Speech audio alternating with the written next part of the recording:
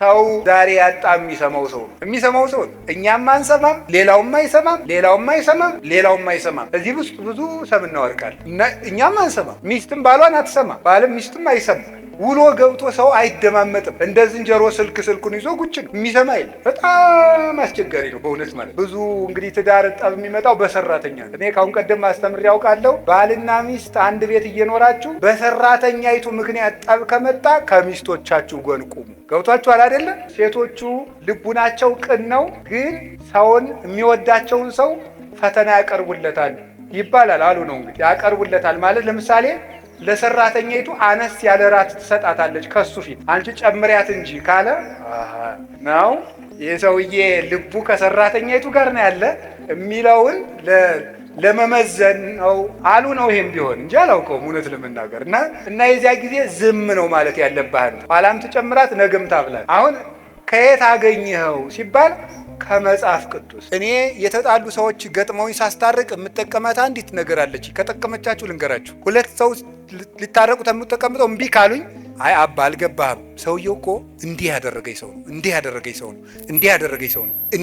ሰው ነው ሲለኝ አንድ ጥያቄንም ጠይቅ። ከክርስቶስ ትበልጣለህ ነው የምለው። ይት ልጅ ሰው በኮሜንት ስለሰደባት ራሷን አጠፋች ብሎ ሰው ነግሮኛል ትናል። በጣም ያሳዝናል። እውነቴን ነው የምነግራችሁ። እንዴት ክቡር የእግዚአብሔርን ፍጥረት ሰድበን እንገላለን በእውነት ማለት። አሁን እዚህ በኋላ ራሱ እኮ አንማርም። ይገርማቸዋል እኮ ሄደን ሰውን ሽንቁር ማድረግ፣ ሰውን መውጋት፣ ሰውን ማድማት ማመስገን ካልቻላችሁ ዝም በሉ። እኔ እግዚአብሔር ያውቃል፣ ያው እግዚአብሔር ምስክሬ ነው። ልጅቱ ምን ትሁን አላውቃት፣ አሁንም አላውቃት። የሚገባ ነገር የምትናገር ይሁን የማይገባ ነገር የምትናገር ይሁን ትናንት ነው ከዛ ከስልጠና ስንወጣ አንድ ወንድማችን ነው እንዲህ ብሎ ሞተች እኮ ብሎ ነገረኝ።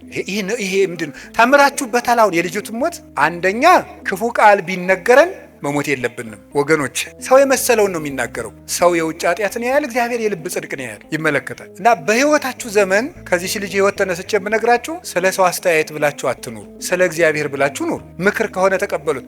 እንዲያውም አንድ ነገር በዚያው ሰው ሲናገራችሁ ምን ማሰብ እንደሚገባችሁ አንድ የቅዱስ ዮሐንስ አፈወርቅን 3 ንግግሮች ልንገራችሁ። ሰው ክፉ ቃል ሲነገራችሁ ደግሞ ነገም እናንተ እንዳትሞቱ ብዬ ነው። ሰውን ብትችሉ ካለበት አውጡት፣ ካልሆነ ግን ባለበት ላይ ሸክም አትጨምሩበት። ይሄ ባለ 50 ሰማይና ምድር ታርቀውበታል። አሁንም ንስሐ ግቡ። በባለ 50 ንስሐ የለም የተባለው ስግደት አይሰጣችሁም ነው እንጂ አትናዘዙም አልተባለ። እሾህ ወግቶኝ አሁን ባለ 50 ነው በሰኔ እነቅልልሃለሁ ይባላል እንዴ?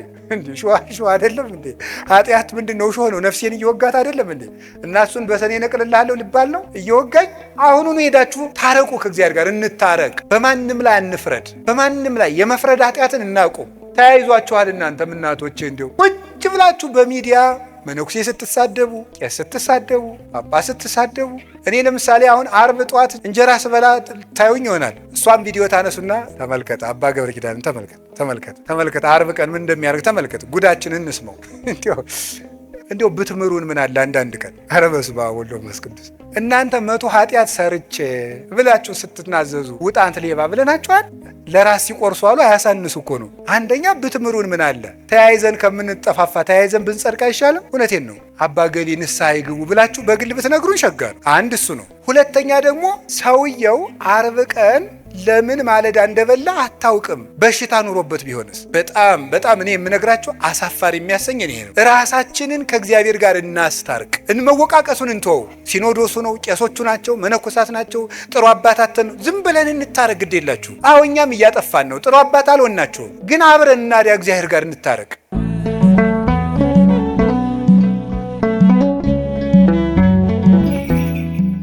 አሁን ወደ ዕለቱ ትምህርት አጭር የወንጌል ቃል ወስደን እንማማራለን።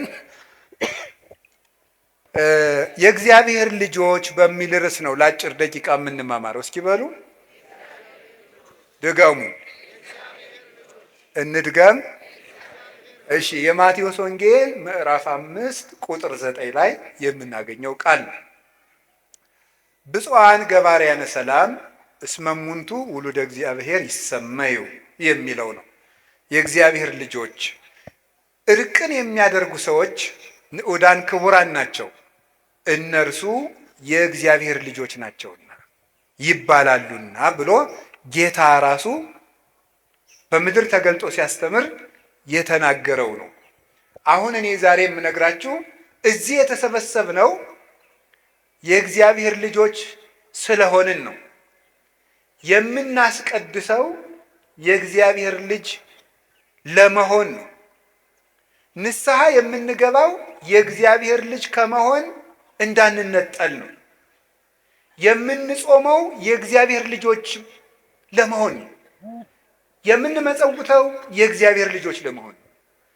በአጠቃላይ የክርስትና የመጽሐፍ ቅዱስ መጨረሻው ምንድን ነው ሲባል ማዕከሉ ሰዎችን የእግዚአብሔር ልጅ ማድረግ ነው። እዚህ የተሰበሰብንበት ዓላማ የእግዚአብሔር ልጅ ለመሆን ነው። ሰው ቅዳሴ የሚማረው የእግዚአብሔር ልጅ ለመሆን ነው። ሰው የቅኔ መምህር የሚሆነው የእግዚአብሔር ልጅ ለመሆን ነው። ሰው የድጓ መምህር፣ የዝማሬ መምህር፣ የመጽሐፍ መምህር የሚሆነው የእግዚአብሔር ልጅ ለመሆን ነው። ሰው በተክሊል የሚያገባው የእግዚአብሔር ልጅ ለመሆን ነው። ሰው የሚመነኩሰው የእግዚአብሔር ልጅ ለመሆን ነው። ሰው ጳጳስ የሚሆነው ለሊደርሽፕ አይደለም፣ የእግዚአብሔር ልጅ ለመሆን ነው። ማንም ሰው የእግዚአብሔር ልጅ ነው። የእግዚአብሔር ልጅ ለመሆን ነው እዚህ የተሰበሰብነው። የምንኖርበት ዓላማ የእግዚአብሔር ልጅ ለመሆን ነው። አንዳንድ ጊዜ መንገዱን መዳረሻውን ካላወቁ መንገዱን ይስቱታል አይደለም? የእግዚአብሔር ልጅ ለመሆን እንደምንኖር ካልገባን መንገዳችን ምን እንደምናደርግ አይገባንም ማለት ነው። የእግዚአብሔር ልጅ መሆን ማለት እሱን መምሰል ማለት ነው። አርአያውን አምሳሉን መፍጠር መምሰል። በነገራችን ላይ ኃጢአት ማለት ምን ማለት መሰላችሁ? ኃጢአት በዕብራይስጥ ቋንቋ ካታህ ይባላል። ካታህ ማለት ቱሚስ ዘጎል ማለት ነው። ምን ማለት ነው? ነጥቧን መሳት ማለት ነው። ዓላማን መሳት ወይም ደግሞ መመታት የነበረውን ዓላማ መሳት ማለት ነው። ኃጢአት ማለት እንደሱ ነው። ዓላማን መሳት ማለት ምን ማለት ነው? ሰው የተፈጠረው እግዚአብሔርን ለመምሰል ነው። ስለዚህ ሲበድል ዓላማውን ሳተ ይባላል። ዓላማውን ሳተ። ኃጢአት ማለት ይሄ ነው ፍቺው። ኃጢአት እግዚአብሔርን ከመምሰል መሳት ማለት ነው። ዓላማን መሳት ማለት ጎልን ማሳካት ወይም ደግሞ ቱሚት ዘማርክ ይባላል። እሷን የተሰመረችልን መስመር ነጥቧን መሳት ማለት ነው። ሄደ ሳትነካት መቅረት ማለት ነው። ስለዚህ ኃጢአት ማለት እንደ ተፈጠርክበት ዓላማ ሳትኖር መቅረት ማለት ነው። እሱ ነው ኃጢአት ማለት። ጽድቅ ማለት ደግሞ እግዚአብሔርን መምሰል ማለት ነው። በኦርቶዶክስ ተዋህዶ አስተምሮ መዳን ማለት ከቅጣት ማምለጥ ማለት አይደለም። መዳን ማለት ከእግዚአብሔር ጋር መኖር ማለት ነው። ኦርቶዶክሳዊት አስተምሮ ከዌስተርን ቴዎሎጂ ከሚባለው የሚለየው በዚህ ነው። የኛ የኦርቶዶክስ ተዋህዶ አስተምህሯችን መዳን ምንድን ነው ተብላችሁ ብትጠየቁ በኦርቶዶክስ መዳን ማለት ከእግዚአብሔር ጋር መኖር ማለት ነው። እግዚአብሔርን መምሰል የቴዎሎጂ መምህራን ቲኦሲስ የሚሉት ነው። የግሪክ ቃል ነው። ቲኦሲስ ማለት እግዚአብሔርን መምሰል ማለት ነው። እግዚአብሔርን መምሰል ሱታፊ አምላክ ይባላል ሲተረጎም። ለሱ ነው የተፈጠር ነው። ስለዚህ ለምንድን ነው የምውለው ብትሉ እግዚአብሔርን ለመምሰል። ለምንድን ነው የምናድረው? እግዚአብሔርን ለመምሰል። ባልና ሚስት በተክሊል ባይጋቡ ምን አለ? እግዚአብሔርን ስለማያስመስላቸው። ሳይቆርቡ ቢጋቡ ምን አለ? እግዚአብሔርን ስለማያስመስላቸው። ቢፋቱ ምን ችግር አለ? እግዚአብሔርን ስለማይመስሉ። የምንሰራው ስራ ሁሉ እግዚአብሔርን ለመምሰል ነው። ይገርማቸዋል። የተፈጠርንበት ዓላማ የእግዚአብሔር ልጅ ለመሆን ነው። እሱ ነው የምናደርገው። አሁን እንዳልኳችሁ ለምሳሌ ጋብቻን ስትወስዱ ጋብቻ ምንድን ነው ተብለው ሲጠየቁ the dwelling of Jesus Christ through marriage ይላሉ የቴዎሎጂ ሊቃውንት። ኦርቶዶክሳዊ ጋብቻ ማለት የኢየሱስ ክርስቶስ በጋብቻ ውስጥ መኖር ነው ይላል። በጋብቻ ውስጥ መኖር ሁለት ጾታዎች አንድ ላይ ስለኖሩ ሶሻል ኮንትራት ይባላል እንጂ ጋብቻ ይባላል። ኦርቶዶክሳዊ ጋብቻ የሚባለው ምንድን ነው? ክርስቶስ በዚያ ውስጥ ሲኖር ማለት ነው። ስለዚህ ክርስቶስ የሌለበት ነገር ሁሉ፣ እግዚአብሔርን የማንመስልበት ነገር ሁሉ ፍሬ የለው። እዚህ የቆምነው እግዚአብሔር ክርስቲያን የሆነው ተቋም ውስጥ ለመሳተፍ አይደለም፣ እግዚአብሔርን ለመምሰል።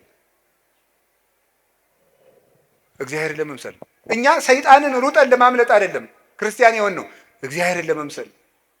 አንድ ክርስቲያን ሰይጣንን ለማጥቃት ዓላማ አድርጎ ሲኖርና እግዚአብሔርን ለመምሰል ዓላማ አድርጎ ሲኖር የተለያዩ ነገሮች ናቸው። ሰው እግዚአብሔርን ለመምሰል በሚያደርገው ሩጫ ሰይጣን ሲቃወመው ሰይጣንን ተቃውሞ ያጠፋል እንጂ ሰይጣንን ለመቃወም የሚባል ክርስትና የለም። አሁን አንዳንድ ጊዜ ያለ አንዳንድ ሰው ለምሳሌ እኔ ብዙ ጊዜ እናገራለሁ። እየጸለየ እያለ ለምሳሌ እባብ ቢመጣበት ግድግዳው ላይ እባብ ብቅ ሲል ጸሎቱን ይጸልይና አቡነ ስመ ይፈራና ዞር ብሎ አቡነ ዘበሰማያት ይትቀደስ ስምከ አለ ይሆን እንዴ ነው እንደ ትምጻ መንግስትከ ሄደ እንዴ ደግሞ ውዳሴ ማርያም ጨርሶ እስካሁን አላቃጠልኩትም እንዴ እያለ እየዞረ ያያል። ዓላማው እባቡን ለማሸሽ ከሆነ ጸሎቱ እባቡ ፍንክች አይሄድም። ዓላማው የጸሎቱ ዓላማ ክርስቶስን ፍለጋ ከሆነ ግን እባቡ ሰከንድ አይቆይም። ስለዚህ አያችሁ የጉዳያችን የትኩረት አቅጣጫ መለወጥ አለበት። ሰው ክርስቶስን ብሎ ይጸልያል እንጂ ሰይጣንን ለማጥቃት አይደለም የምንጸልየው። የፖዚቲቭ አፕሮች እና ኔጌቲቭ አፕሮች የሚባል ነው አሉ የእናንተ ዘመዶች የሚሉት። ስለዚህ ዲያብሎስን ለማሸነፍ ሳይሆን የምንጸልየው ክርስቶስን ለማግኘት። ክርስቶስን ለማግኘት በምናደርገው ሩጫ ዲያብሎስን እናሸንፈዋለን። የእሱን ክፋትም ጠንቅቀን ማወቅ አለብን እንዳያሰናክለን። እና ዘመዶቼ በምድር ላይ ልናጣው የማይገባ ሀብት የእግዚአብሔር ልጅ የመሆናችን ስልጣን። ቅዳሴ ስንቀድስ ካህኑ ጸጋሁ ለእግዚአብሔር ያሃሉ ምስለ ኩልክሙ፣ የእግዚአብሔር ጸጋ ከእናንተ ጋር ይሁን ማለት ሊቃውንት አባቶቻችን እንደሚተረጉሙት ሀብተ ወልድና ስመ ክርስትና ገቢረ ተአምራት ወመንክራት መንግስተ ሰማያት ይደረግላችሁ፣ የክርስቶስ ልጅነት ከእናንተ አይነጠቅባችሁ እያለ ነው ቄሱ የሚመርቀን። ጸጋሁ ለእግዚአብሔር ማለት ክርስቶስ በነፃ የሰጣችሁ ልጅነታችሁ አትወሰድባችሁ። ቅዱስ ጳውሎስ በሮሜ መልእክቱ በጸጋው ድነናል የሚለው በስራችን አይደለም፣ በጸጋው ድነናል የሚልበት ምክንያት ለምን ይመስላችኋል? የእግዚአብሔር ልጅ ለመሆን እኛ ያበረከትነው አስተዋጽኦ የለም፣ በቸርነቱ ነው የሰጠን ማለት ነው እንጂ ስራ አያስፈልግም ማለት አይደለም። ልጆቹ ያደረገን በቸርነቱ ነው፣ በምህረቱ ነው። ባሪያ እንኳን መሆን አይገባንም ነበር፣ በቸርነቱ ልጆቹ። አይገርባችሁም? ቅዱስ አትናቴዎስ ይናገራል በእንተ ቀዳማዊ ቃል የሚል መጽሐፉ ላይ ሲናገር ሰዎች እግዚአብሔር እንዲሆኑ የእግዚአብሔር ልጅ ሰው ሆነ ይላል። ሰው እግዚአብሔር ይሆናል እግዚአብሔር እንዲመስሉ ማለት ነው። አንተን ዳግመኛ ለመውለድ የእግዚአብሔር ልጅ ካንተ ተወለደ ይላል። ያንን ያደረገልን በጸጋው ነው፣ በምህረቱ ነው፣ በስጦታው ነው። ጥምቀቱን የሰጠን በስጦታው፣ ስጋው ደሙን የሰጠን በስጦታው፣ ክህነቱን የሰጠን በልግስናው፣ ቤተ ክርስቲያንን የሰጠን በልግስናው፣ የምንድንበትን የምንጠቀምበትን ስም ይዞ የመጣልን በጸጋው ነው። ያ ፍሬ እንዲያፈራ መሮጥ ግን ከሰው ልጅ ይጠበቃል። ይሄ ሲነርጂ ይባላል። የሰው ከፈቃድ እግዚአብሔር ጋር መስማማት ማለት ነው። ድህነታችን በዚህ ነው። ስለዚህ እግዚአብሔርን ለመምሰል ነው የተፈጠር ነው። ከቃሉ ጋር ናችሁ እና የእግዚአብሔር ልጅ መሆን ነው ትልቁ ነገር። እግዚአብሔር በምድር ምን ስልጣን ሰጥቶናል ብትሉ ሁላችሁ ያላችሁ ስልጣን ነው፣ ትልቅ ስልጣን። ሁላችሁም መዘጋጃ ቤት ሳትሄዱ፣ ፍርድ ቤት ሳታሳውጁ፣ የሆነ ቦታ ሳትሄዱ እግዚአብሔር የሰጣችሁ ከሰማይ የሚደርስ አንድ ትልቅ ስልጣን አለ። እሱ ምንድን ነው? የእግዚአብሔር ልጅ መሆን። ወለእለሰ ተወክፍዎ ወሀቦሙ ስልጣነ ውሉደ እግዚአብሔር ይኩኑ፣ በስሙ ላመኑና ለተቀበሉት የእግዚአብሔር ልጆች የሆኑ ዘንድ ስልጣን ሰጣቸው ይላል። ስለዚህ የእግዚአብሔር ልጅ መሆናችንን እንዳናጣ ነው። እግዚአብሔር ሆይ ምንድን ነው ልጅህ አድርገኝ ብለን መጠየቅ ያለብን። ስንጸልይ ምን ብላችሁ ጸልዩ ነው ያለ? እስኪ አንድ ጊዜ ብለን ሁላችሁ በሉ እንጂ ሁላችሁ። አባታችን ሲገለበጥ እናንተ ምኖቼ ናችሁ ማለቱ ነው። አቤት ልጆቼ ናችሁ ማለት ነው። አባታችን ሆይ ማለት ልጆቼ ናችሁ። እግዚአብሔር ንጉሳችን ብቻ አይደለም አባታችን። ስለኛ ይገደዋል፣ ስለኛ ያሳስበዋል። ከልብስ በላይ ራሱን አልብሶናል፣ ከምግብ በላይ ራሱን መግቦናል። ለኛ ሙቶልናል። በግ አላረደልንም፣ የራሱን ስጋ ነው የፈተተ። ወይን አልቀዳልንም፣ የራሱን ደም ነው የሰጠን። እንዲህ ያለ አባትም የለም። እሱ አባታችን ነው ለእያንዳንዳችን። ታዲያ የእግዚአብሔር ልጅ የሆነው በምንድን ነው? በሃይማኖት፣ በጥምቀት፣ በቅዱስ ቁርባን በኩል የክርስቶስ ልጆች ሆነናል። የክርስቶስ ልጆች ከሆንን በሃይማኖት፣ በጥምቀት፣ በቅዱስ ቁርባን በእምነት የእግዚአብሔር ልጆች ከሆንን ያን የእግዚአብሔር ልጅ መሆናችንን የምንገልጽባቸው ፍሬዎች አሉ። አያችሁ፣ ለመዳን ሰው ስራ ያስፈልገዋል የሚባልበት ምክንያት በዚህ ነው። በነፃ ልጆቹ አድርጎናል። በነፃ ልጆቹ ካደረገን በኋላ በጥምቀት ገብረ ሥላሴ ወለተ ሥላሴ ከተባልን በኋላ በጥምቀት ልጆቹ ከሆን በኋላ የእሱ ልጅ የመሆናችን ፍሬዎች አሉ ከኛ የሚጠበቁ። እነዚያን ፍሬ ሲያጣ ፍሬ የማያፈራውን ዛፍ ይቆርጡታል፣ ወደ እሳትም ይጥሉታል። ያ ነው ያለ ስራ መዳን አይቻልም የሚባለው። የእግዚአብሔር ልጆች ካደረገን በኋላ የእግዚአብሔር ልጅ ሆነን እንድንቀጥል የሚያደርገን ምንድን ነው ስትሉ የመጀመሪያው እርቅ ነው። እስኪ እርቅ በሉ ንገሩኝ እንጂ። አዎ አሁን ዛሬ በዚህ በባለ 50 ቅዱስ ያሬድ ብሏል፣ ምድርኒ ትገብር ፋሲካ ታሐፂባ በደመ ክርስቶስ። ምድር ራሷ በዓሉን ታከብረዋለች በክርስቶስ ደም ተቀድሳለችና ብሏል። አሁን ሰማይና ምድር በክርስቶስ ደም ታርቀዋል። አሁን ይሄ በዓለ 50 የእርቅ በዓል ነው። ጠበኛ ሰው ይሄ በዓል ውስጥ አለው ማለት አይችልም። የእርቅ በዓል ነው። እርቅን የሚያደርጉ ሰዎች ብፁዓን ናቸው። የሚያስታርቁ ሰዎች ብፁዓን ናቸው። እነሱ የእግዚአብሔር ልጆች ይባላሉ። አሁን ቅድም ነግሬያቸዋለሁ። መጀመሪያ የእግዚአብሔር ልጆች የሆነው በምንድን ነው? ይኸው ስትረሱት በጥምቀት በሉ እንጂ በሉ በሃይማኖት በሉ፣ በቅዱስ ቁርባን። በዚህ ምን ሆነናል? አሁን ይሄ የእግዚአብሔር ልጅ የመሆናችን ፍሬ ደግሞ ይጠበቃል። አንዱ ምንድን ነው አልኳችሁ? እርቅ ነው።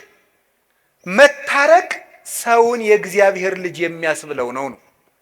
የማይታረቅ ሰው የእግዚአብሔር ልጅ ነኝ ማለት አይችልም። ክርስቲያን የእግዚአብሔር ልጅ ነው። የማይታረቅ ልጅ ደግሞ የእግዚአብሔር ልጅ አይደለም። እግዚአብሔር እርቅ ወዳጅ ስለሆነ ነው። እግዚአብሔር እንዴት ያለ አስታራቂ መሰላችሁ? መጀመሪያ እግዚአብሔር በስነ ፍጥረታትን አስታርቆ ነው ያኖራቸው። ውሃና እሳት ጠበኞች ናቸው፣ እውነት አስር። ነፋስና መሬት ጠበኞች ናቸው፣ እውነት አስር።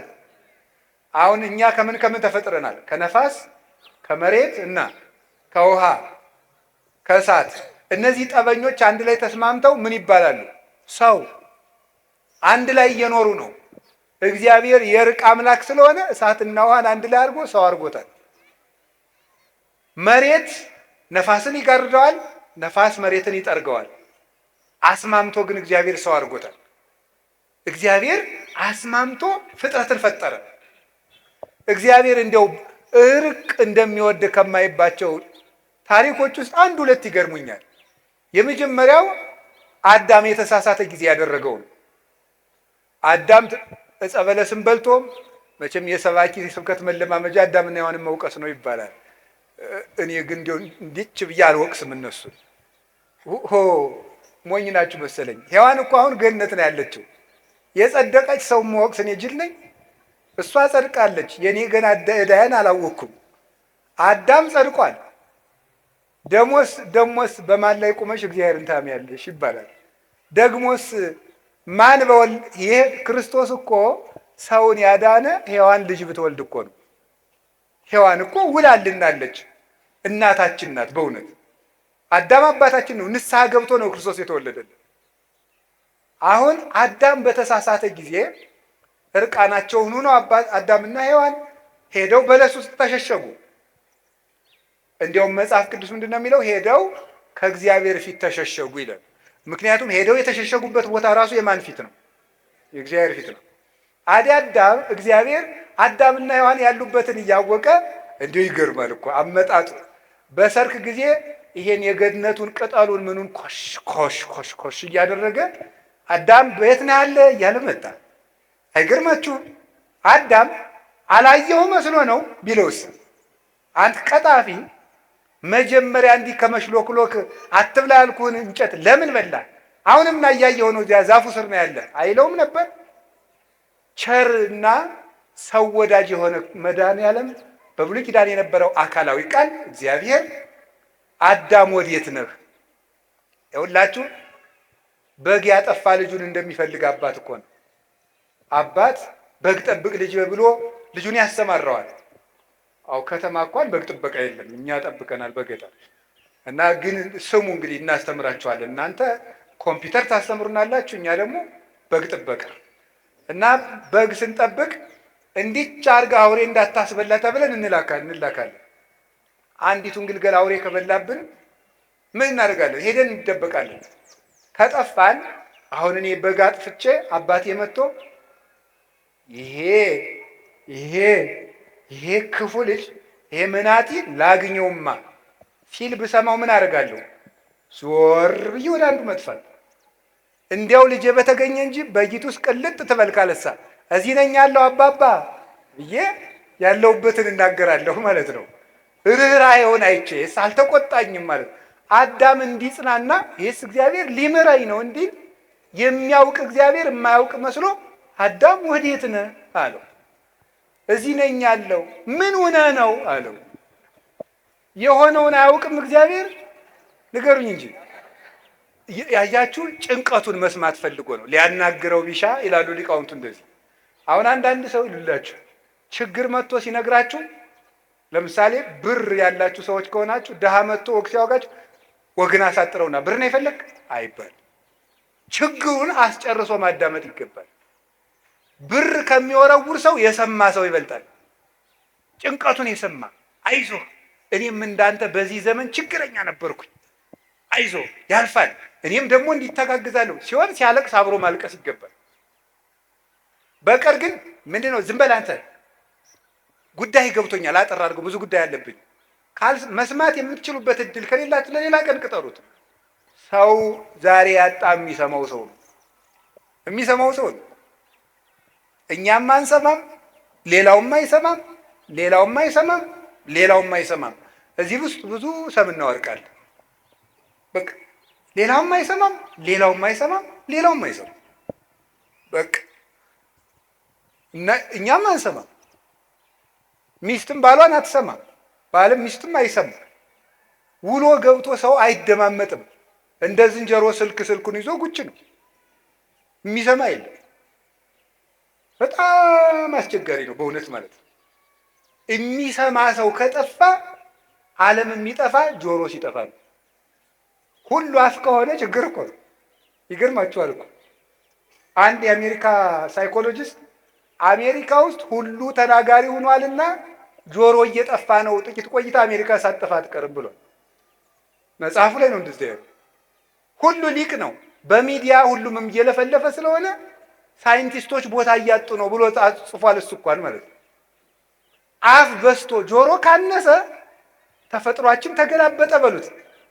ምክንያቱም እግዚአብሔር የሰጠን ሁለት ጆሮ ንገሩኝ እንጂ ይሄ ማለት ብዙ ሰምታችሁ አሁን ደግሞ ሁለት አፍ ስንት ጆሮ ነው ያለ?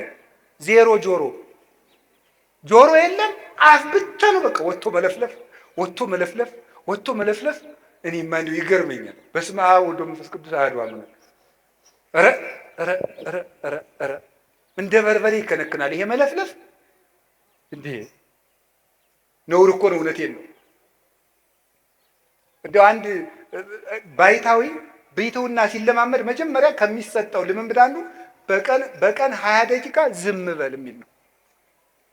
ቢያንስ ዝም ማለት እስቲ በቀን 20 ደቂቃ ዝም በል። እዲያው ዝም ስልካችሁንም ትታችሁ እንዲህ ምብራችሁ እጃችሁ እግራችሁ። አሁን እኮ ሰው ምንም በቃ በጣም ምንም መረጋጋት የሚባል የለም።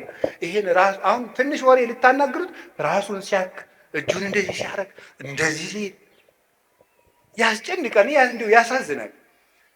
በውስጣችን መረጋጋት የሚባል ነገር የለም። ያንን እንድናገኝ የሚያስፈልገው እግዚአብሔር አዳምን ሰማው። እኛም ወንድሞቻችንን እንስማቸው፣ እህቶቻችንን እንስማ። የሚሰማን ሰው እግዚአብሔር ይሰማዋል። ስምዑኒ ደቂቀ እስራኤል እግዚአብሔር ይስማይክሙ አይደል ያለ? የጌዴዎን ልጅ ሄዶ ምንድን ነው ያለ? የእስራኤል ልጆች ሆይ እናንተም ስሙኝ እናንተንም እግዚአብሔር ይስማችሁ ብሏል። የሚሰማ ሰው ሰሚ ያገኛል። እግዚአብሔር አዳምን ሰማው፣ ተከትሎ ሄዶ አዳምን አባብሎ ታርቆት መጣ። አዳም በላ፣ ራሱ ኮበለለ። እግዚአብሔር ያለበት ዛፍ ድረስ ተከትሎ መጥቶ ታረቀው። አሁን ዛሬ ታረቁ ሲባል እኔ አልታረቅም። ቀጥሎስ እንደው ትንሽ ሻል ያለ ሰው ካለ ባይሆን እሱ ይምጣ እንጂ ያለድ ያጠፋ እሱ ይባል። እግዚአብሔር ግን መጥቶ ነው የታረቀ። አዳምን ተከትሎ ሄዶ ታርቋል። እኛ ሰው ተከትለን ሄደን መታረቅ ሲገባን እየተከተሉ ምሕረት የሚለምኑንን ይቅርታ የሚጠይቁንን ሰዎች እንኳን ይቅርታ እናድርጋቸው። ይሄ ታዲያ የእግዚአብሔር ልጅ ያሰኛል? ስሳ ለሰላም ወዴግና ሰላምን ፈልጋት ተከተላት ይላል ቅዱስ ዳዊት። ፈልጋት ማለት ታረቅ፣ ተከተላት ማለት አልታረቅም ካለ ቤቱ ድረስ ተከትለ ሄደ ታረቀው። ለምነ ታረቅ፣ አንተ ለምነ ታረቅ። ሰውየው መምጣት ቢያቅተው ትዕቢት ነው እንደሚያደርገን። ውስጣችን ያለው ራስ ወዳድነት ነው እንዳንታረቅ የሚያደርገን። ስለዚህ የእግዚአብሔር ቤተሰቦች ተከትሎ ሄዶ የሚታረቅ መሸነፍ አይደለም። ኦርቶዶክሳዊ ሰው ተበድሎ ተከትሎ ሄዶ በር ቢዘጋበት አንኳክቶ የሚታረቅ ሰው ተሸናፊ አይደለም፣ እግዚአብሔርን ይመስላል። እርቅ መለመን እግዚአብሔርን ያስመስላል። እንዲሁ በሞት ያፈርሰውን ዛሬ የምነግራችሁ፣ ዛሬ ከሰዓት ጀምራችሁ ለምናችሁ ቢሆን ታረቁ የተጣላችሁን ሰው። እንደዚያ ካደረገ የእግዚአብሔር ልጅ እንሆናለን። የእግዚአብሔር ልጆች ከሆን ደግሞ የእግዚአብሔርን ምሕረት እናገኛለን። ሳንታረቅ ምሕረት ብንለምን ኢትዮጵያ ምሕረት አታገኝም። ምሕረት የሌላቸው እየጨመሩ ነው የሚሄዱት። እርስ በርሳችንን ከታረቅን ግን ምሕረት ይገባናል። ለሀገር ምሕረት ያመጣል እግዚአብሔር። ሰው ከልጁ ጋር መታረቅ አቅቶት፣ ከጎረቤት ጋር መታረቅ አቅቶት፣ ከዘመዱ ጋር እንዲህ ቅዱስ ዮሐንስ አፈወርቅ ይላል፣ እግዚአብሔር ጠላቶቻችሁን ውደዱ ቢለን ወዳጆቻችንን ስንጠላ ብንገኝ እንደምን ያለ ፍርድ ይጠብቀን ይሆን ይላል። ጠላቶቻችሁን ውደዱ ብሎን ወዳጆቻችንን ስንጠላ ከተገኘንማ እንዴት ያለ ፍርድ ይገባን ይሆን? አሁን እኮ እግዚአብሔር ያሳያችሁ፣ ክርስቶስ ያመልክታችሁ። ሰው ቤቱ ውስጥ ሰላም አጥቶ የሀገር ሰላም ይላል። እኔ እውነቴን ልንገራችሁ፣ ኦርቶዶክሳውያን እንታረቅ፣ ለሀገር ምሕረት እንዲወርድ። ብዙ ደም እየፈሰሰ ነው፣ ይበቃናል። ሰው ያለ ዕድሜው እየተቀጨ ነው።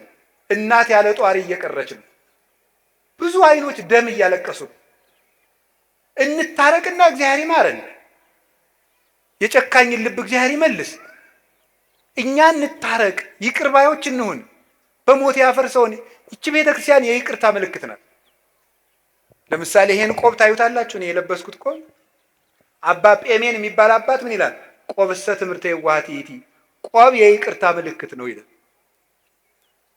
ቆብ ይቅርታ የማያደርግ መነኩሴ አይባል።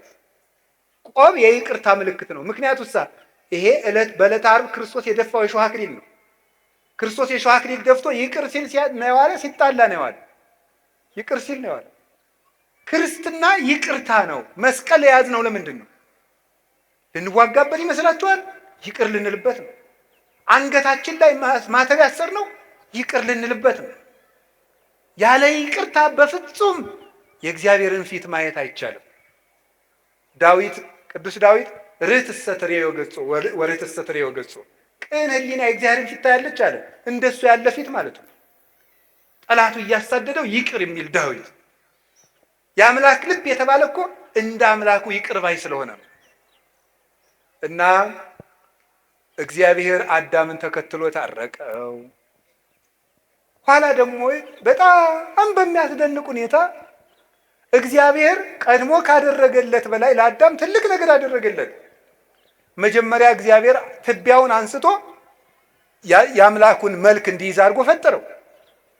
ይሄን መያዝ ባይሆንለት ደግሞ ወነስአ ያገር የባሪያን መልክ ይዞ አምላክ ወደ ምድር መጣ። ይህ ፍጹም ይቅርታ ነው። እንደምን ያለ ይቅርታ ነው! በእግዚአብሔር መንግስት ላይ በተነሳ በጠላቱ ለአዳም የእሱን መልክ ይዞ መምጣት ፍጹም የሆነ ምሕረት ነው እግዚአብሔር ለሰው ልጆች ያደረገው። ማን ንጹሕ ልብስ እያለው አዳፋ ልብስ ይለብሳል? ማን ሀብታም ሆኖ በድሃ ጓሮ ይገኛል? ክርስቶስ ግን እፎ ቤተ ነዳይ ሀደረ ከመ ምስኪን፣ እንዴት እንደ ምስኪን ከድሃ ቤት አደረ፣ በበረት መካከል ተወለደ። ይህ ፍጹም ይቅርታ ነው። ያም ብሎ ደግሞ ስጋውን ቆረሰ፣ ደሙን አፈሰሰ። ይሄ ፍጹም ይቅርታው ነው። በምስማር ለሚመቱት እጆች ይቅርታን አደረገ። ይሄ ፍጹም ይቅርታው ነው። እናንተ በአይሁድ ትደነቃላችሁ፣ እኛ እድሜያችን በሙሉ ስንሰቅለው አይደለንም የኖር ነው። አይሁድ እኮ አንድ ቀን ነው የቸነከሩት። ኃጢአት በሰራን ቁጥር እኮ ክርስቶስን እየሰቀልን ነው። እግዚአብሔር ስንት ቀን ነው የማረን ወገኖች? እግዚአብሔር ስንት ቀን ትቶልናል? እግዚአብሔር ስንት ቀን የዕዳ ደብዳቤያችን ፍቋል። እኛ ግን እስካሁን የይቅርታ ልብ የለንም። ቅዱስ ዮሐንስ አፈወርቅ እንደተናገረው ዓርብ የክርስቶስ ደም ሲያርፍበት አለቱ ሲሰነጠቅ የአይሁድ ልብ ግን እንደተዘጋው አለ ይላል። ልባችን እስከ ዛሬ ተዘግቶ ይቅርታ የለው፣ ምሕረት የለው። አንኳኩ ይከፈትላችኋል አለ። የልባችን በር ተዘግቶ ምኑን በር ነው የሚከፍትልን? ራዕየ ዮሐንስ ምዕራፍ 3 ላይ አንብባቸዋል። በደጅ ቆሜ አንኳኳለሁ፣ የሚከፍትልኝ ካለ ገብቼ እራት እበላለሁ። ክርስቶስ ዛሬም በደጅ ቆሞ ያንኳኳል። የተዘጋ ልብ ነው ያለው። ወንድሞቼና እህቶቼ ይቅር ባዮች እንሆን። ያን ጊዜ እግዚአብሔር ይቅር ይለናል። ብፁዓን መሐርያን እስመ እሙንቱ እስመ ሎሙኒ ይምህርዎሙ፣ የሚራሩን ውዳን ክቡራን ናቸው፣ ለእነሱም ፍትሕ ርቱዕ ሥላሴ ይራሩላቸዋል ብሎ ነግሮናል። ምሕረት የእግዚአብሔር ልጅ ምልክት ነው፣ የመሆን ምልክት ነው። የተጣላ ማስታረቅ እግዚአብሔር ልጅ ነው። ባልና ሚስትን ፈልጋችሁ አስታርቁ። አሁን እግዚአብሔር ቤተክርስቲያኒቱን የሚመታት ትዳርን በመምታት ነው። ባልና ሚስትን ፈልጋችሁ ጭራችሁ አስታርቁ። እውነቴን ነው። ፈልጋችሁ እንደው በዚህ ዘመን አይጉድ ጉርብትናም ቀረ። ከተማ የኔን ሳያበላሸው አይቀርም።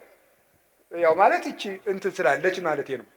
ግብ የሚባል ነገር ስለመጣ ምንም የለም። አሁን ድሮ ገጠር ስናድግ ምንድነው መሰላችሁ የሆነ ጭቃ ስናቦካ ምናምን ልጅ ነን የሆነ ጎረቤት ካገኘን የመቅጣት መብት አለው። አባቴ አይደለም ግን በደንብ አድርጎ ይገርፈኛል። ዋስጥራ ብሎ ነው የሚገርፈኝ። ሄጄ ደግሞ ይቆጡልኛል ብዬ ለእናት አባቴ ገሌ እኮ ደብድቦ ሲባል ደግ አደረገ ሳይ እኔ ይጨምሩልናል እንዲያውም ማለት ነው። ያ ነው ኢትዮጵያዊነትን ያቆየው ማለት ነው። አሁን የጎረቤትን ልጅ መቆንጠጥ ይቻላል? ኧረ በስላሴ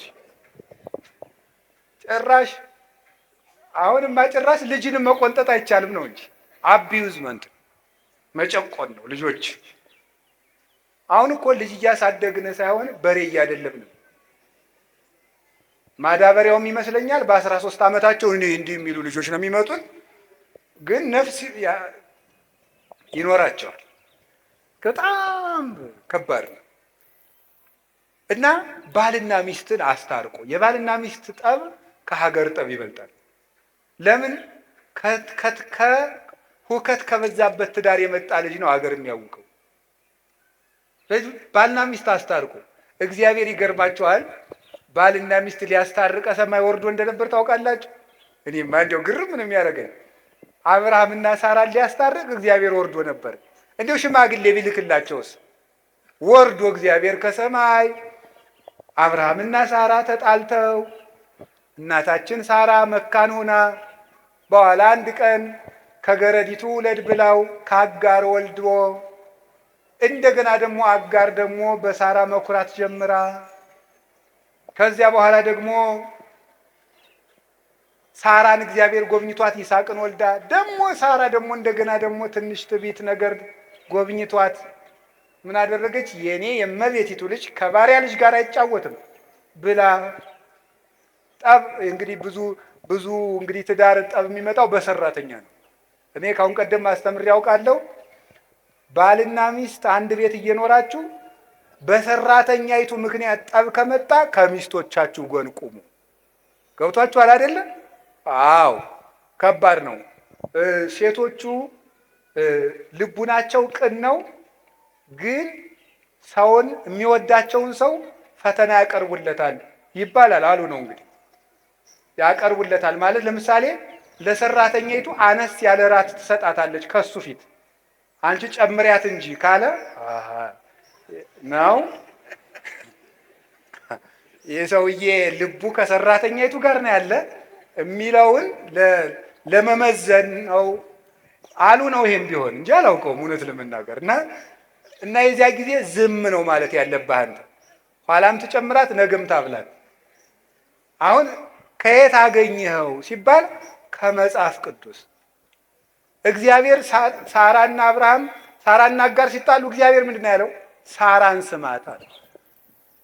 ሰራተኛይቱ ምን ትበላለሁ? አስወጣት። ከባድ ነው። ድሃ ግን አስለቅሶ አላልኩም። ሰራተኛ ጨቁኖ አላልኩም። እሷሳ እንዴት ትሆናለች? ሸኛት፣ ለእሷ ምን ያለውላት አለ። እሷ የወለድከውንም እባርክልሃለሁ አለ። ሸኝቶ ሰደዳት። አሁን እኔም ጉዳዩ ስለ ሳራ ስለ አጋር ስለ አብርሃም ርዕሳችን አይደለም። የገረመኝ የአንድ ባልና ሚስት የአንድ አባውራ ጠብ እግዚአብሔር ገዶት ከሰማይ ወርዶ ባልና ሚስት ሲሸመግል መገኘቱ ነው። ምክንያቱም እግዚአብሔር የእርቅ አምላክ ነው። የጠብ ትንሽ የለም። የዓለማት ጌታ ሁለት ሰው ሊያስታርቅ ከሰማይ ወርዶ መጣ። ይሄ ግርማችሁ እርቅ ቀላል ነው። እግዚአብሔር ከሰማይ የወረደበት ርዕሰ ጉዳይ ነው እርቅ። ክርስቶስ ሰው የሆነው ሊያስታርቅ ሊታረቅ ነው። እርቅ ትልቅ ነገር ነው። ከቃሉ ጋር ናችሁ? ከቃሉ ጋር ናችሁ? እግዚአብሔር ከሁላችን ጋር ይሁን። በቅዱስ መጽሐፍ ፊልሞና መልእክት የሚባል ታውቃላችሁ አይደል? እስኪ ማታውቁት ፊልሞና መልእክት የሚባል እስኪ ሰምቶ የማያውቅ እጁን አውጡ አውጡ አውጡ አውጡ አውጡ። ካሜራውን ተው እናንተ ተው ተው ተው ተው ተው። አቤታችን ይከደን። እግዚኦ እግዚኦ እግዚኦ እግዚኦ። መች አላችሁ እናንተ? እንዲሁ እውነቴን እኮ ነው። እንዲሁ ነውር አይደለም። እስኪ አንድ ጥያቄ ልጠይቃችሁ፣ ሌላ ጥያቄ ልጠይቃችሁ። እስኪ ሊዮናርዶ ዳቪንቺን የሚያውቅሽ አውጡ አውጡ። ሊዮናርዶ ዳቪንቺን የሚያውቅ ሞናሊዛን የሳላት ማለት ነው ወይ? በሁለቱም እንዲያ ናችሁ እንዴ? አውጡ እንጂ አውጡ። ሞናሊዛን ይሄን እዚህ ላይ በርታላል። አሁን ሊዮናርዶ ዳቪንቺን እያወቃችሁ የአምላካችሁን መጽሐፍ አታውቁም? ነውር አይደለም? ነውር ነው። ተው በሞት እንተዋወቅ ከእግዚአብሔር ጋር። የእግዚአብሔርን መጽሐፍ እንዴት ነው የማታነቡት? አሁን እኔን እንደ ሐኪም ቁጠሩኝ። ግድ የለም ቄስ ሐኪም ነው። አይዟችሁ፣ ስለ ራሱ እያወራ ነው እንዳይመስላችሁ። የለም እኔ ያልኩኝ አሁን ቄስ ሐኪም ነው የሚለውን ብቻ ነው። በቃ ዝም ብሎ አባ ገር ኪዳን የሚባለውን ፐርሰናሊቲ ተውትና ዝም ብሎ ሰው ቄስ አድርጉኝና ሐኪም ነው። አሁን መድኃኒት እያዘዝኩላችሁ ነው። በቀን አንዳንድ ክኒን ዋጡ ቢላችሁ ሐኪሙ ትውጣላችሁ? አትውጡ? በቀን አንዳንድ ምዕራፍ መጽሐፍ ቅዱስ ዋጡ። እሺ በሉ እንጂ። እሺ በሽተኛው ለሐኪሙ ሄዶ አሞኛል፣ ምን ክን ራሴ እንደገና 70% የበሽተኛው ህመም የሚታወቀው ከታካሚው ሂስትሪ ነው ይላሉ ሐኪሞቹ። እሱ ከሚያቀርበው ኢንፎርሜሽን ነው። በዚያ ካልተግባባ በሽታው አይገኝም። አሁን የገጠር ሰው ብዙ ጊዜ ሊታከም ሂዶ ባለመግባባቱ በሽታው አይገኝም። ምን ያደርጋል ሲል ይጎሸምጠኛል ይላል። መጎሽመጥ ምን እንደሆነ እንግዲህ አይታወቅም በሐኪሙ ማለት ነው። አንዳንዱ ሰው ደግሞ ሄዶ ምን ይላል መሰላችሁ? ምንድን ነው የሚያም ሲባል አንተ ወቀው እንጂ ሐኪም ሊያውቅ መስሎኝ እንደዚህም ይላል። አያችሁ፣ ከሐኪሙ ጋር ኮሚኒኬሽን ከሌለ መድኃኒቱ አይገኝም። አንዳንዱ ሰው ካልተናገርክ እንዴት ትታክማለህ? ንስሐ ግቡ ማለት እሱ እኮ ነው ሕክምና፣ በሽታን መናገር ማለት ነው። ከዛ መድኃኒት ይታዘዝልናል። አሁን አንድ ነገር ልንገራችሁ። አንድ ሰው ለሐኪሙ ሄዶ በሽታውን ተናግሮ ይኸውልህ፣ ሰማችሁኝ? በሽታውን ተናግሮ ሲጨርስ ጨጓራ መሆኑ ታወቀ። ለምሳሌ ጨጓራ ማለት ጋስትራይት ነው። እሱ ማለት በምናምን ባክቴሪያ አድርጎ በምን ተነግሮ ሙከስ መንብሬን ሲላጥ ምን እንደዚህ ብሎ የሚመጣ ነገር ነው። እነዚህ ደግሞ ነገሮች ከእንትን ጋር ኮኔክት አድርገው ብሎ ያው ስለማላውቀው ብሎ ሌክቸር ቢሰጠውና በልቤት ክንድ ቢለው ሰውየው ይድናል አይድንም? አይድንም። የሚድነው መድኃኒት ሲያዝለት ነው። ስለ ጨጓራ በመስማት ጨጓራን መዳን አይቻልም። የጨጓራ መድኃኒት በመውሰድ ነው። ለጥንቃቄ ይረዳ ይሆናል። እየሰሙ ብቻ በመሄድ መዳን የለም። ሄዶ ማድረግ ነው። አንድ ምዕራፍ መጽሐፍ ቅዱስ በቀን አዝዤላችኋለሁ። እንግዲህ ያው እግዚአብሔር እዚህ አዞናል። እንግዲህ መቼስ ከና ኃጢአታችን ቢሆን እዚህ ተላላኪ አድርጎናል። አንድ ምዕራፍ መጽሐፍ ቅዱስ ለራሳችሁ እስቲ ቃል ግቡና አንድ ምዕራፍ መጽሐፍ ቅዱስ ሳላነብ አልተኛም ብላችሁ ለ24 ሰዓት አንድ ምዕራፍ መጽሐፍ ቅዱስ አንብቡ። እሺ በጣም ጥሩ። ከዚያም እንግዲህ የፊልሞና መልእክት በመጽሐፍ ቅዱስ አንድ ምዕራፍ ያለው መጽሐፍ ቅዱስ ነው። ልክ እንደ ይሁዳ መልእክት ማለት ነውና በጣም የሚያስገርማችሁ ለምንድን ነው ፊልሞና መልእክት ከሁሉም መጽሐፍ ቅዱሶች ከሚያስገርመው ጠባዩ አንዱ አንድ ባሪያንና አንድ ጌታን ለማስታረቅ የተጻፈ መጽሐፍ ነው። በጣም እኮ ነው የሚገርማችሁ። ስለ እርቅ ትልቅነት ነው አርዕሳችን። ፊልሞና የሚባል አንድ ትልቅ ሰው ነበር፣ ባለጸጋ። አናሲሞስ የሚባል ባሪያ ነበረው። ዛሬ ሰራተኛ ተብሏል። አሁን ያው መቼስ እንትን እያለ አይደል፣ ቀለም እየተቀባ ነው ሁሉ ነገር። አሁን ሰራተኛ ተብሏል። ከዚያ ደግሞ አይነ ስውር የሚለው ቀርቶ ማየት የተሳነው ደህና ነው፣ ይሁን ግድ የለም። አሁን ሰራተኛው አናሲሞስ፣ ባለጸጋው ፊልሞና ይባላል። ሁለቱ ተጣልተዋል። በቤተ ክርስቲያን በትውፊት ከብት አጥፍቶ ነው ይላሉ። ለማንኛውም ግን አንድ ባለጸጋና ሰራተኛው ተጣሉ። ቅዱስ ጳውሎስ ይህንን ሰምቶ አናሲሞስን እንዲታረቀው የጻፈው አንድ ደብዳቤ ከመጽሐፍ ቅዱስ አንድ መጽሐፍ ቅዱስ ተብሎ ተቆጥሯል። በጣም ይገርማችኋል። አንድ ባለጸጋንና ሰራተኛውን ለማስታረቅ የተጻፈ ደብዳቤ ከመጽሐፍ ቅዱስ አንዱ ምዕራፍ ነው። ለምንድን ነው እንደዚህ የተደረገ? ሁለት ነገር ነው የምንረዳው ከፊልሞና መልእክት። አንደኛው ሰው ክቡር መሆኑን፣ ሁለተኛው እርቅ ትልቅ መሆኑን ነው የምንረዳው። እንዴት ሰው ለማስታረቅ የተጻፈ ደብዳቤ መጽሐፍ ቅዱስ ይጠረዛል? ሰው ክቡር ነው።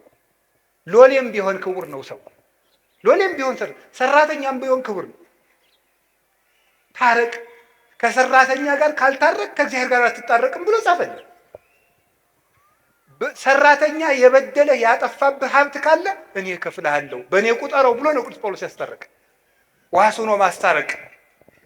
ስለዚህ ዘመዶቼ እርቅ ትልቅ ነገር ነው። ታረቁ ታረቁ። እርቅን የሚያደርጉ ሰዎች ብፁዓን ናቸው። እስኪ አንድ ጥያቄ ልጠይቃችሁ። አንድ ንጉሥ ፎቶ ይለጠፋል። ፎቶ ተለጥፎ የንጉሱን ፎቶ ስንቀድ የንጉሱ ወታደሮች ቢያዩን ሀ ይሸልሙናል፣ ለ ይቀጡናል። ምረጡ እንጂ። አቤት ለምን? አቤት የከተማ ሰው ሲናደድ የጓደኛውን ፎቶ ይቀዳል ይባላል። እውነት ነው ማለት አንድ ለምሳሌ ዘለቀ የሚባለው ምን የሆነ ተክሉም በሉት ብቻ የሆነ ሰው ጓደኛው ጋር ሲጣላ ድሮ ተማሪ እያሉ የተነሱ ፎቶ ካለ ቅድድድ ያደርጋል አሉ። እውነት ነው ሳይሆን አይቀርም። ጥያቄው ፎቶውን የሚቀደው ማንን በመበቀል ነው? ነገሩኝ እንጂ ፎቶውን በመናቅ ማንን እየናቀ ነው? በጣም ጥሩ። እንግዲያማ ሰው የማን ምስል ነው? ስለዚህ ሰውን ስንንቅ ማንን ነው የምንንቀው? እግዚአብሔር ነው የምንንቀው። ሰውን ጥለህ መጥተህ ሰውን ተጣልተህ አንት ምናምንቴ አንት ምናምን አንተ ወዘተርፈ በዘሩ ሰድበው፣ በድህነቱ ሰድበው፣ በመልኩ ሰድበው፣ በድንቁርናው ሰድበው ስትጨርስ እዚህ መጥተህ ደግሞ አባታችን ሆይ በሰማያት የምትኖር በደላችን ይቅር በለን እኛም የበደሉን ይቅር እንደምንል። ተው እንጂ።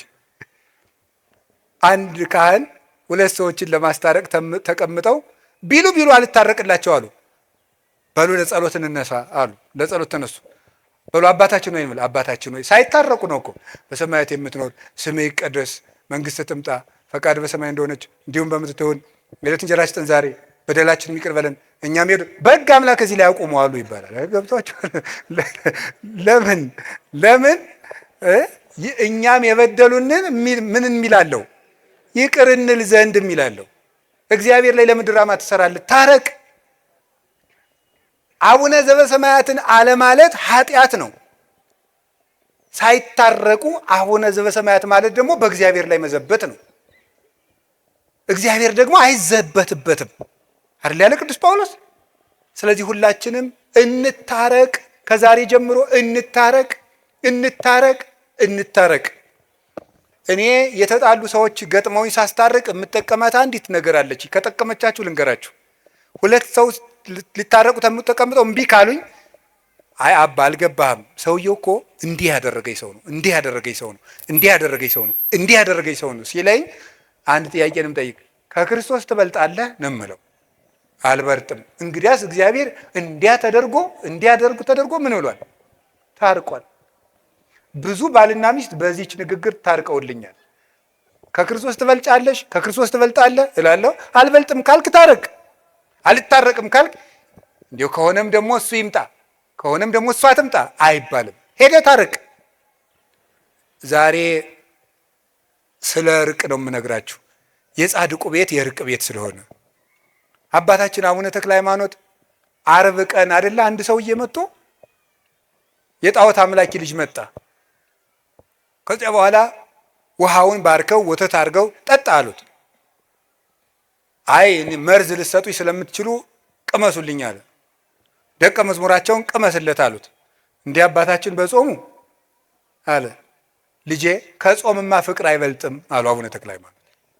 ከጾም ፍቅር ይበልጣል። የምግብ አድማ እኮ አይደለም። ጾምማ እንግዲህ ይሄ አሁን ሰው ውፍረት ለመቀነስ እየጾም አይደል አሉ። እየጾመ ነው አሁን። ሳይበላ ያድራል። ከንችር ብሎ ነው የሚያድረው። አቋሙን ለማስተካከል ብሎ መከራውን እያየ ማለት ነው። የጾምማ ጉዳዩ ፍቅር ነው። ፍቅር ከጾም ይበልጣል። ስለዚህ የእርቅ ቤት ላይ ነው የቆመው። የተክለ ሃይማኖት ልጆች ከሆን እንታረቅ። ዛሬ ጀምራችሁ ሄዳችሁ ታረቁ። ሰው ልካችሁ የተጣላችሁትን ይቅር ባዮች ሁኑ። ቤታችሁን ይቅርታ አስለምዱት። ሕፃናትን ሳይቀር ይቅርታ የመጠየቅ ልምድ በቤታችሁ ገንቡ። ባለትዳሮች ሕፃኑን ልጃችሁን የ5 ዓመቱን ልጅ እናንተ ካጠፋችሁ ይቅርታ ማለት አለባችሁ። ነገ ይሄ ልጅ ይቅርታ ይጠይቃል ማለት ነው። ይቅርታን ያውቃል። ባል ከልጆቹ ፊት ሚስቱን ይቅርታ ብሎ ማሳየት አለበት። ሚስት ከልጆቿ ፊት ይቅርታ፣ ነገ እሱ ባል ሲሆን ሚስቱን ይቅርታ እንዲጠይቅ፣ ነገ እሷ ሚስት ስትሆን ባሏን ይቅርታ እንድትጠይቅ። ይቅርታን ስላልተማርን ነው። አሁን ይሄ ተራራ ልብ ይዘድ ብለን እንዲህ እንደ ዶሮ አውራ ዶሮ ነው እንደዚህ ኩፍስ ኩፍስ የሚለው አውራ ዶሮ ይመስል ልባችንን አሳብጠን ነገ ክርስቶስ ለሚንደው። የእግዚአብሔር ልጅ የሚያደርገን እርቅ ነው። አሁንም ስለ እርቅ ትልቅ ነገር፣ ሰውን መንቀፍ፣ በሰው ቂም መያዝ፣ ወንድምን መጸየፍ እግዚአብሔርን ከኛ ይሰውረዋል። ይህ ልጅ ሰው በኮሜንት ስለሰደባት ራሷን አጠፋች ብሎ ሰው ነግሮኛል ትናንት። በጣም ያሳዝናል። እውነቴን ነው የምነግራችሁ። እንዴት ክቡር የእግዚአብሔርን ፍጥረት ሰድበን እንገላለን በእውነት ማለት ነው። አሁን እዚህ በኋላ ራሱ እኮ አንማርም። ይገርማቸዋል እኮ ሄደን ሰውን ሽንቁር ማድረግ፣ ሰውን መውጋት፣ ሰውን ማድማት፣ ማመስገን ካልቻላችሁ ዝም በሉ። እኔ እግዚአብሔር ያውቃል፣ ያው እግዚአብሔር ምስክሬ ነው። ልጅቱ ምን ትሆን አላውቃትም፣ አሁንም አላውቃትም። የሚገባ ነገር የምትናገሩት ይሁን የማይገባ ነገር የምትናገሩት ይሁን። ትናንት ነው ከዛ ከስልጠና ስንወጣ አንድ ወንድማችን ነው እንዲህ ብሎ ሞተች እኮ ብሎ ነገረኝ። ይሄ ምንድን ተምራችሁበታል? አሁን የልጅቱን ሞት አንደኛ ክፉ ቃል ቢነገረን መሞት የለብንም ወገኖች። ሰው የመሰለውን ነው የሚናገረው እኮ። ያሰበውን ይናገራል፣ የመሰለውን ይናገራል። እግዚአብሔር እስካለልን ድረስ ሰው የጣለውን እግዚአብሔር ያነሳዋል። ሰው የጣለውን እግዚአብሔር ያነሳል። ሰው የጠላውን ሁሉ እግዚአብሔር ያነሳል። እኔም ማየውን አንተ አታይም አይደል ያለው ቅዱስ ጴጥሮስን። ሰው የውጭ ኃጢአትን ያያል፣ እግዚአብሔር የልብ ጽድቅን ያያል፣ ይመለከታል። እና በህይወታችሁ ዘመን ከዚህ ልጅ ህይወት ተነስቼ የምነግራችሁ እኔ ሃይማኖቷን ምን ይሁን አላውቅም። የምነግራችሁ ግን ስለ ሰው አስተያየት ብላችሁ አትኑሩ፣ ስለ እግዚአብሔር ብላችሁ ኑሩ። ምክር ከሆነ ተቀበሉት። እንዲያውም አንድ ነገር በዚያው ሰው ሲናገራችሁ ምን ማሰብ እንደሚገባችሁ አንድ የቅዱስ ዮሐንስ አፈወርቅን 3 ንግግሮች ልንገራችሁ። ሰው ክፉ ቃል ሲነገራችሁ ደግሞ ነገም እናንተ እንዳትሞቱ ብዬ ነው። ሰው ክፉ ቃል ሲነገራችሁ ምንድነው ማሰብ ያለባችሁ? 3 ነገር ነው ማሰብ ያለባችሁ። ቅዱስ ዮሐንስ አፈወርቅ ዮሐንስ ወንጌልን ሲተረጉም የተናገረው ነው። አንደኛው ያለብህን ስህተት ከሆነ የሚናገርህ አትጥላው፣ መስታወት ሆነዋልና ነው። አትጥላው፣ ሂድና አስተካክል። መስታወት አሁን እዚህ ላይ እንደው አንዳንድ ጊዜ እንደው እስቲ ገብስ ቆሎ በልተን በተልባ ወጥ በልተን ጥርሳችን ላይ ልጥፍ ብሎ ገብሱ መስታወት ስናይ እንደው ገብሱ ጥርሳችን ላይ ብታዩት አፈር ያባህ አንተ መስታወት እንደው ብለህ ትሰብሩታላችሁ? አሰብሩትም እንዴ? ታነሳላችሁ ጉድፋችሁን ማለት ነው። ክፉ ቃል የሚናገርህን ሰው ልክ እንደዚያ መስታወት ይኸው በቃ ቀለል አድርገህ እንደዚያ መስታወት ጉድፍህን አንሳ እንጂ ወደ ውስጥ ወስደህ አትጎዳበት፣ አታምሰልስለው፣ ራስህን ይበት። አንዱ እሱ ነው። ሁለተኛ እሳ ደግሞ እያለህ የለህም የሚል ከሆነ ደግሞ ስቀተወው። ለምሳሌ ይላል ቅዱስ ዮሐንስ አፈወርቅ እውቀት እያለህ ደንቆሮ ካልክ ካለ ሳቅበት ነው። ያለህን ነገር የለህም ብሎ ከሆነ የሚሰድብህ ደግሞ ስቀህበት ሂድ። ምንድን ነው ይላል? ለምሳሌ አንድ ድሃ መጥቶ ይላል ቅዱስ ዮሐንስ አፈወርቅ አንድ ድሃ መጥቶ አንዱን ባለጸጋ አንተ እኮ የዕለት ራት የሌለም ድሃ ነህ ቢለው ሀብቴን አታውቅ አይደል ብሎት ነው የሚሄደው ወይስ ይናደዳል ነው? አንድ ባለጸጋ ነበሩ፣ ስማቸውን አልጠቅስም እና የሆኑ ሰዎች ተሰብስበው እንደወሰው ልጅ ያወጡ ይሆን አላቸዋል። እኔም አውቃቸዋለሁ። እና ሰው ልጅ ያወጡ ይሆን ሲሏቸው ምን ቢሉ ጥሩ ነው? እገሌ የማን ልጅ ሆነና?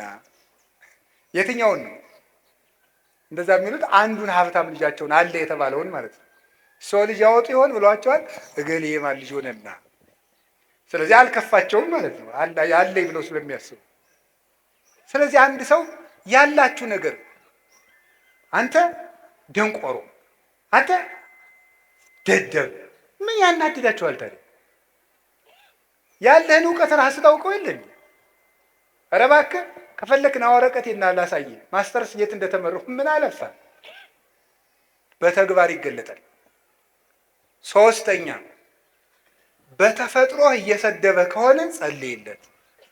ምክንያቱሳ ወንድሙን ደንቆሮ ብሎ የሚሰድብ በገሃነም ይፈረድበታል ይላል። ተፈጥሯዊ ጉዳዩን አንተ ዕውር፣ አንተ ደርጋማ፣ አንተ አንካሳ፣ አንተ ምናምንቴ ብሎ የተፈጥሮ ስጦታውን አንስቶ የሚሳደብ ሰው በየት ይፈረድበታል? በገሃነም። ስለዚህ በገሃነም የሚፈረድበትን ስራ እየሰራ ስለሆነ ወይኔ ወንድሜ እኔን ሰድቦ ገሃነም ሊገባ ነው ብለን ጸልይለት ነው ያለው ቅዱስ ዮሐንስ አፈወርቅ።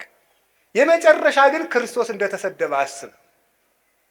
ክርስቶስ ተሰድቦ እኔ የተሰደብኩ ብላችሁ ለምንድን ነው ሌሊት ተቀን እረፍት የምትነሳችሁ? ውሃ መጠጣት የሚያቅታችሁ? እራት አልበላችሁም? ለምንድን ነው? ጌታዬ ተሰድቧል ብላችሁ ተጽናኑ። ስለዚህ እንደዚያ ልላችሁ ፈልጌ ነው። በአንጻሩ ግን ደግሞ ሰውን በቃል በጦር ከገደለ በቃል የወጋ ይበልጣል። ሰውን እንዴ እግዚአብሔር ያሳያችሁ። በጦር እኮ አንድን ሰው ወግቶት ቢሄድ ሮጠን እንነቅለዋለን። በቃል ከወጋው ግን የት አግኝተን እንነቅለዋለን? ያን ውስጥ ነው የሚገባው፣ ቃሉ አይምሮ ውስጥ ነው የሚተከለው። እና በቃላችን ነፍስ ከመግደል እግዚአብሔር ያድነው። አፋችሁን ከርክሙ በሞት ያፈርሰዋል። እንዲያውም ልንገራችሁ፣ ስንመጻደቅ እኛ የምንፈርድባቸው ወንበዴዎች ቀድመውን መንግስተ ሰማያት ሊገቡ ይችላሉ። እኛ የምንሰድባቸው ይሄ ገሌሌ እንዲህ ያለ ነው እንዲህ ያለ ነው የምንላቸው። ጸልዩለት። አረጋዊ መንፈሳዊም ብሏል ለመሪከ ፈያታዊ ወዘማዊ በል በአይቴ አምር ለማይቀድመን በውስተ ገነት ከመፈያታዊ ዘየማን። ሌባ ወንበዴ ብታይ ይሄ ሰውዬ፣ ዘማዊ ብታይ ይሄ ሰውዬ እኔን ቀድሞኝ መንግስተ ሰማያት ይገባ እንደው ምን አውቃለሁ እያልክ ለፍ። እንደ ፈያታዊ ዘየማን ቀድሞኝ ይገባ እንደው ምን አውቃለሁ እያልክ ለፍ እንጂ አቤቴ ዘፋኝ፣ አቤቴ ሌባ፣ አቤቴ ዘማዊ፣ አቤቴ ሰካራም አትበል። አንተን ይቀድምህ እንደሆነ አታውቅም ነው። ቅዱስ ኤፍሬም አንዲት ሴት ለነገስታቱ ስትዘፍን አያት እና እየዘፈነች ነገስታቱ ደስ ብሏቸው ጠጅ እየጠጡ ያይና አልፎ ሲሄድ አለቀሰ። ምን ሆነ ነው የምታለቅስ ቢሉት በሁለት ነገር አለቅሳለሁ። በምንድን? የመጀመሪያው ይቺ ሴት እነዚህን ነገስታት የምታስደስተውን ያህል ፈጣሪን አለማስደሰት፣ እሷ ለምድር ንጉስ እንዲህ ስትለፋ እኔ ለሰማይ ንጉስ አለመልፋት። ሁለተኛ ነፍሷን አይቼ አሳዝናኛል። ሰውን ብትችሉ ካለበት አውጡት፣ ካልሆነ ግን ባለበት ላይ ሸክም አትጨምሩበት። ብትችሉ ካለበት ጉድጓድ አውጡት። እንዲያውም አንድ ልንገራችሁ፣ ከባሕታውያን አንዱ ከሴተኛ አዳሪዎች ቤት የሚሄድ ሰው ነበር። ቅርጫት ይሰራል፣ ቅርጫቱን ይሸጣል። ማታ ከሴተኛ አዳሪዎች ቤት ይሄዳል። ስንት ነው የምታሳድር ይላቸዋል። ይሄን ያህል በዛሬን ይመጣል ብሏት ይሄዳል። ብሩን ይከፍላል። ይሄድና ገብቶ ማልቀስ ይጀምራል። ምን ሆነ ነው? መልክ ያስጠልቶሃል ትለዋለች። አላስጠላኝም። እና ምንድን ነው የሚያስለቅስህ? እንሞታለን። ከዚያ በኋላ አብራው ታለቅሳለች። ምን ላድርግ? ንስሐ ልግባ። ያችን ለንስሐ አባት ይሰጣና እሱ በበነገው ቅርጫት ይሰጣል። እንዲሁ አንድ የመጽሐፍ መምህር ደግሞ ነበሩ። እሳቸው ደግሞ ምን አደረጉ ይባላል? ሴተኛ ዳሪዎች ጋር እየሄዱ የወር ደመወዛቸው ጥቂት ስለሆኑ የመጽሐፍ መምህር ናቸው። ጥቂት ስለሆነች ልጄ ስንት ነው የምታሳድሪ? በአንድ ቀን ይሄን ነው። ቢያንስ የሰንበት ነፍስሽ ትረፍ፣ የሰንበቱን እኔ ልክፈልሽ ይሉ ነበር ይባላል።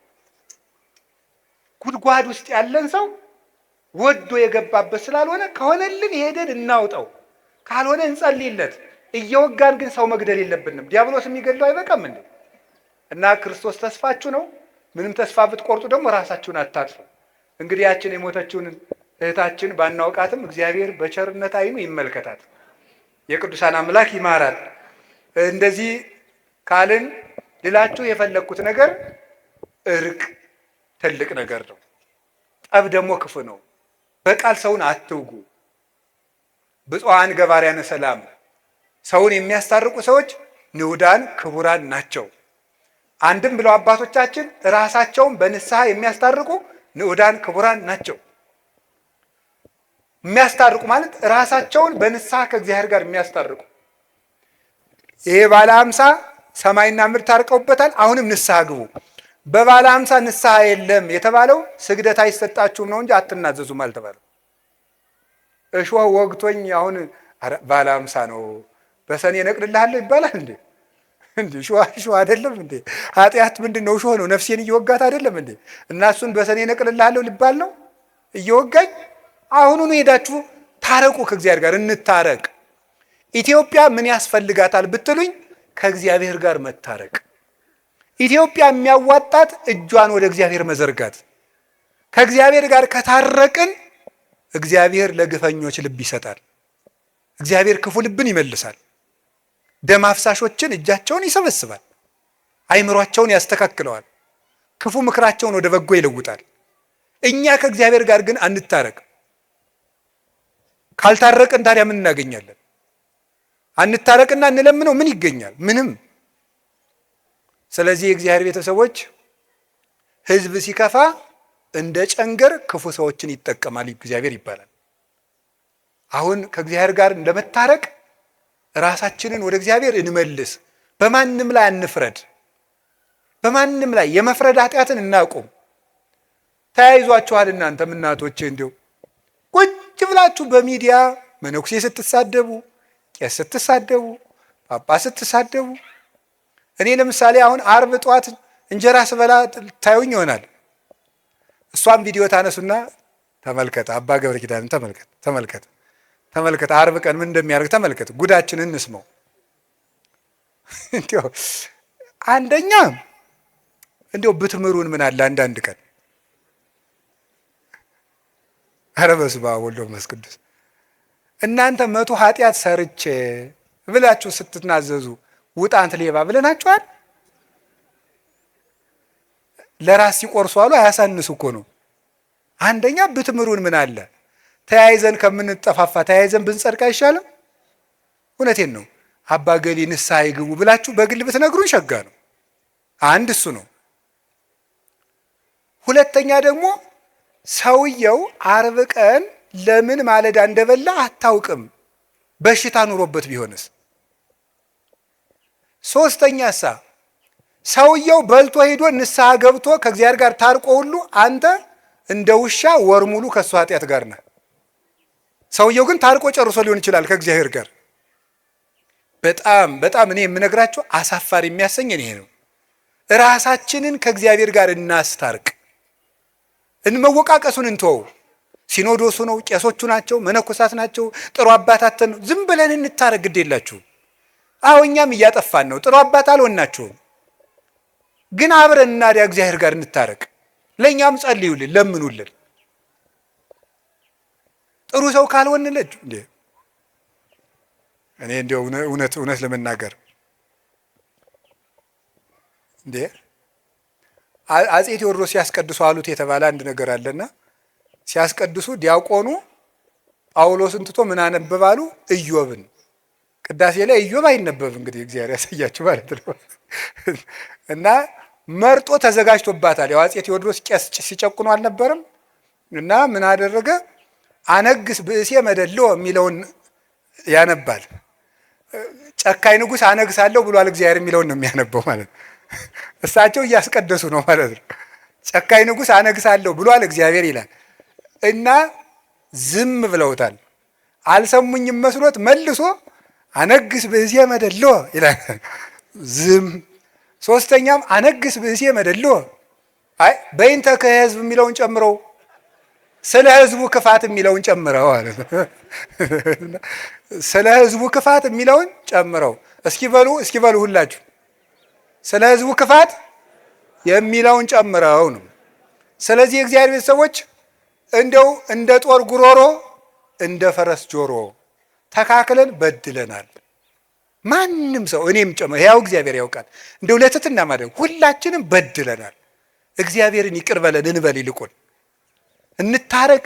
እራሳችንን አሁን ከዛሬ ጀምራችሁ ንስሐ አባት የሌላችሁ ንስሐ አባት ያዙ። ፈልጋችሁ ከእግዚአብሔር ጋር እንታረቅ። ከዚያሳ ከወንድማችን ጋር እንታረቅ። የምታየውን ሰው ሳትወድ የማታየውን እግዚአብሔር የት አይተህ ተወደዋለህ ይላል ዮሐንስ ሲራክ ሲናገር። እግዚአብሔርን የት ታውቀዋለህ? ከእግዚአብሔር ጋር እንታረቅ፣ ከወንድማችን ጋር እንታረቅ።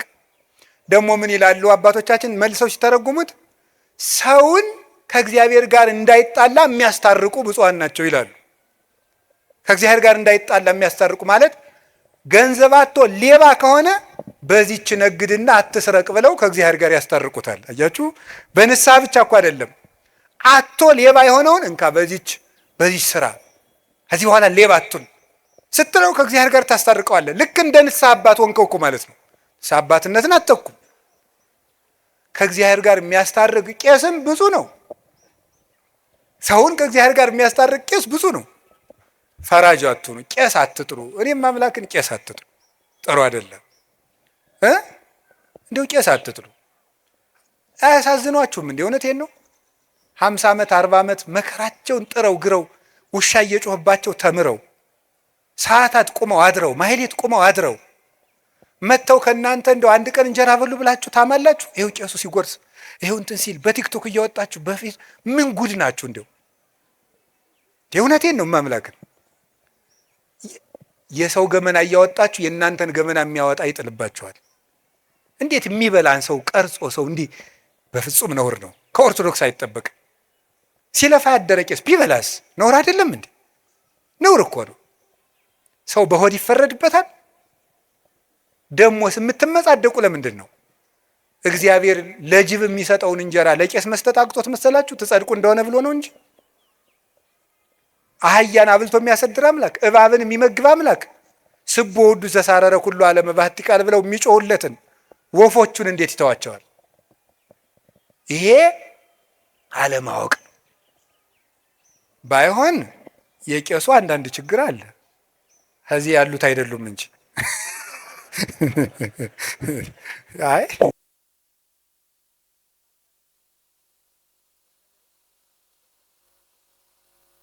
ይሄም አሉ አዲስ አበባ ምን ተይዟል አሉ። አይመከራይ አይመከራይ ምንድነው?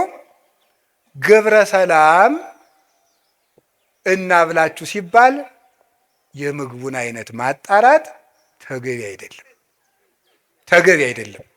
አልዘረዝረውም። ይሄን የነገሩኝ አንድ እናት ናቸው። የዛሬ 4 ዓመት አዲሱ ሚካኤል አግኝተውኝ እናንተ ቀዝቃዛ ውሃ የሰጠ መንግስተ ሰማያትን ይወርሳል ብላችሁ ታስተምራላችሁ። አሁን በባለ 50 ቄሶችን ቀዝቃዛ ውሃ ቀድቼ ብጠራቸው ይመጣሉ ወይ አሉኝ። እናት አይገርማችሁ? እነዚህ ይመጣሉ።